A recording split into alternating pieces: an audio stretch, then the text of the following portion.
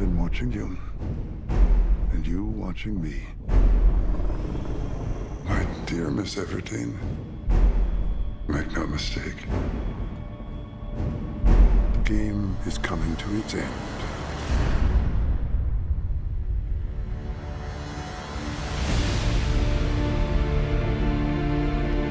It's a fantastic story, but it's also a very important story to tell about how powerful just one voice can be. It's really incredible to see it develop from a girl who's fighting to survive in her world to become this symbol for this huge uprising.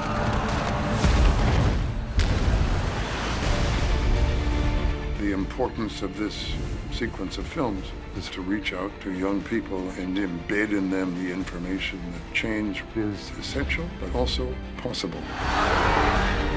You feel the history that these characters have built up.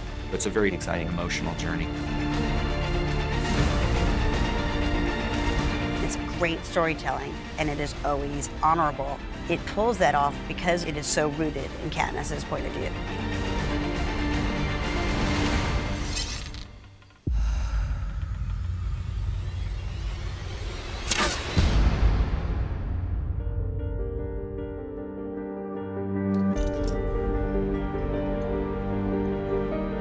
How much?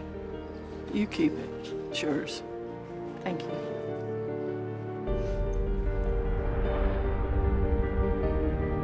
Katniss has the world placed on her shoulders, and she just becomes this futuristic Joan of Arc. Prim! I volunteer! I volunteer as tribute. She's an ordinary girl, and out of a good heart and doing what she believes in, she allows people to have strength for the first time in a long time. Since the last games, something's different. I can see it. What can you see? Hope. Katniss is doing all of this for not only her family, but for all the other families that have had to suffer through the things that the Capitol have put them through. So for one girl to change the world that way is so incredible. She's become a beacon of hope for the rebellion. She has to be eliminated. They'll follow her. She's the face of this rebellion. All the other districts respect her because she is fighting for what she believes is right. Both her and Peter, the people that surround them as well, they're making people realize that it's possible to change this world. You fight, Katniss? You here to fight with us? I am. I will.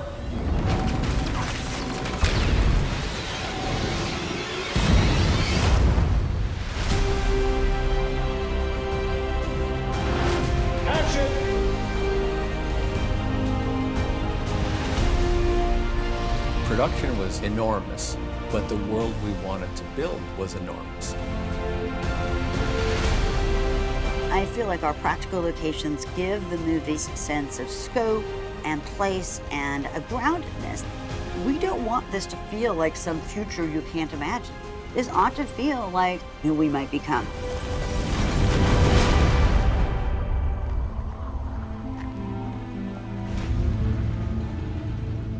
The sets of the movie are remarkable. They're better than you could have imagined in the books. In District 12, we found these far-out places, really dilapidated, war-torn, and run down, and they were locations that hadn't been really shot before. We ended up finding an abandoned mill town. There were about 35 almost identical turn-of-the-century factory homes for the workers that lived on premises, and it was absolutely perfect.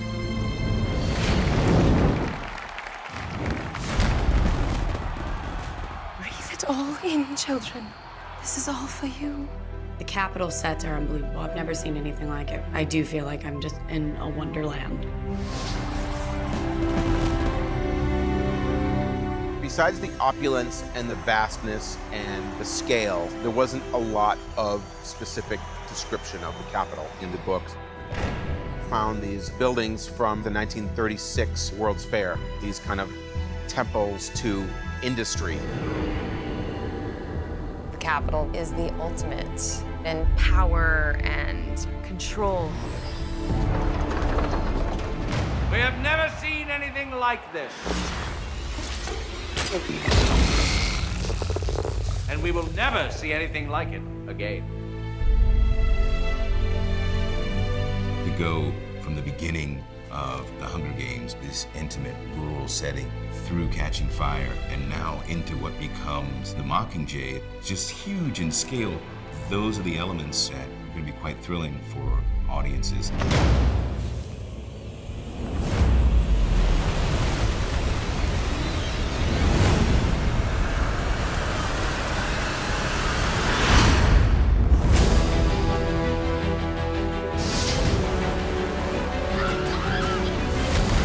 Even though you have a fantastical world, we're trying to ground it, to base it in reality.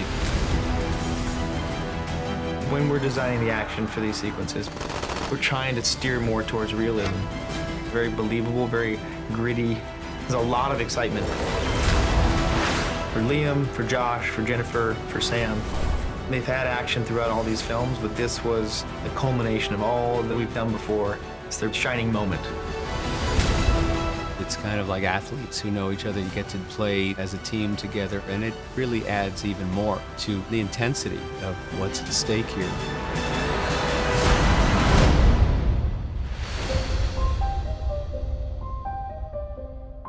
Let's go show them what real beauty looks like. The costumes and the clothes are absolutely brilliant.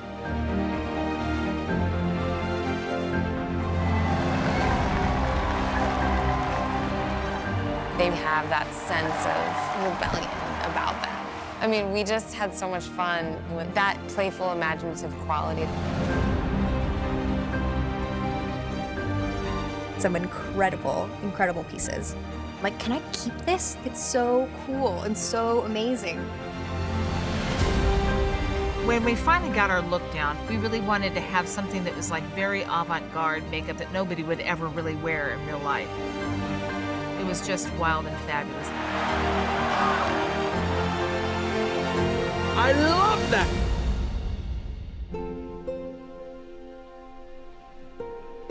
Katniss, if you die, and I live, I'd have nothing. Nobody needs me. I need you.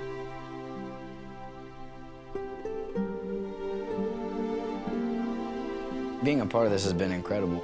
We created a family, and every single person was a part of that. Together? Together. It's been such an incredible chapter in my life, filming these movies. So the fact that anyone could be touched by them is amazing. Jen is amazingly talented, one of my best friends.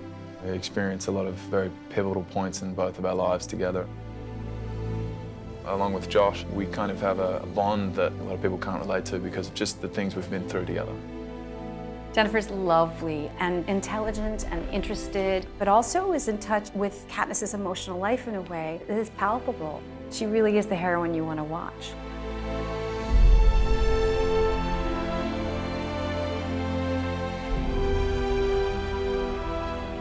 Everyone's very supportive, everyone's very grounded, everyone's very real. To have been a part of that, to kind of experience that with the fans as a fan, I think that will live on forever.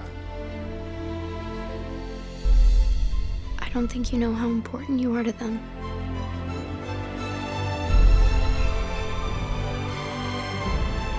I think it's the funnest set I've ever been on.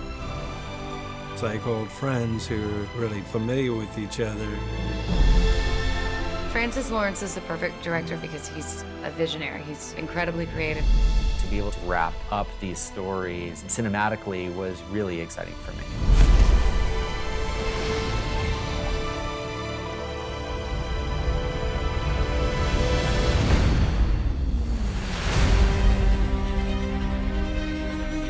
Our moment has arrived.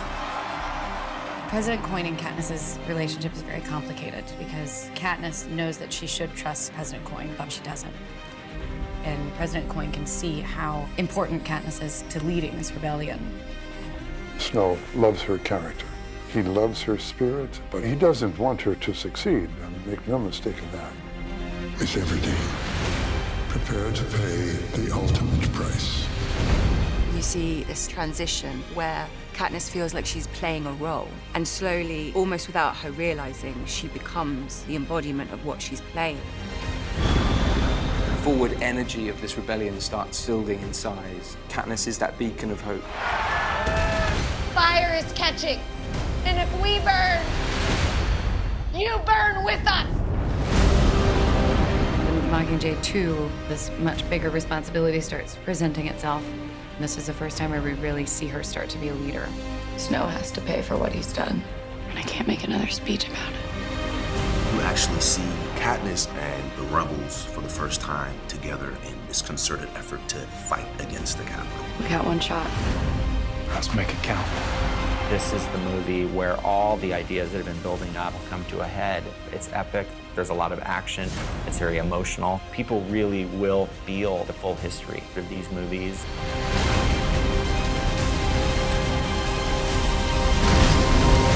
Ladies and gentlemen, welcome to the 76th Hunger Games.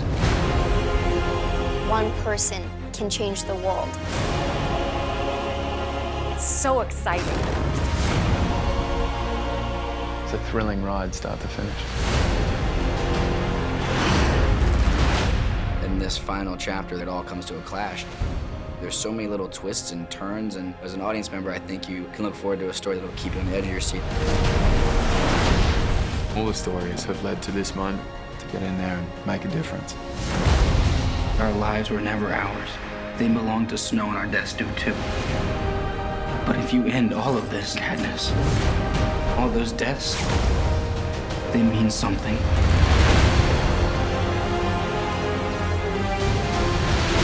In this movie, Katniss is taking on the responsibility for a much bigger purpose. We have a chance of changing the future. Tonight, turn your weapons to the Capitol. Turn your weapons to Snow.